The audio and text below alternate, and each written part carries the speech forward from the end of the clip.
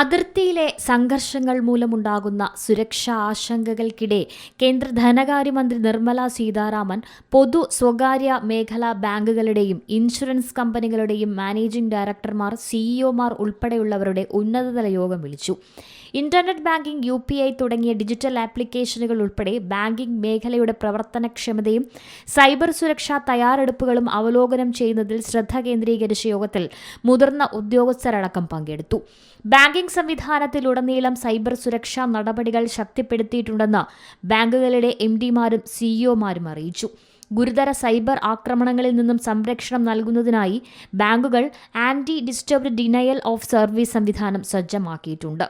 സ്ഥാപനപരമായ സന്നദ്ധത ഉറപ്പാക്കുന്നതിന് ഉന്നതതലത്തിൽ ഉൾപ്പെടെ സൈബർ സുരക്ഷയും ദുരന്ത നിവാരണ സാഹചര്യങ്ങളും വിലയിരുത്തുന്ന മോക്ക് ഡ്രില്ലുകളും നടത്തിയിട്ടുണ്ട്. ഫിഷിംഗ് ശ്രമങ്ങൾ സജീവമായി നിരീക്ഷിക്കുന്നുണ്ടെന്നും അവബോധം വർദ്ധിപ്പിക്കുന്നതിനായി ജീവനക്കാർക്ക് മുന്നറിയിപ്പുകൾ നൽകിയിട്ടുണ്ടെന്നും അവർ അറിയിച്ചു. National desk, C Malayalam news. ഏറ്റവും പുതിയ വാർത്തകളും വിശേഷങ്ങളും വിരൽ തുമ്പിലറിയാൻ സി മലയാളം ന്യൂസ് എല്ലാ ഡിജിറ്റൽ പ്ലാറ്റ്ഫോമുകളിലും ലഭ്യം.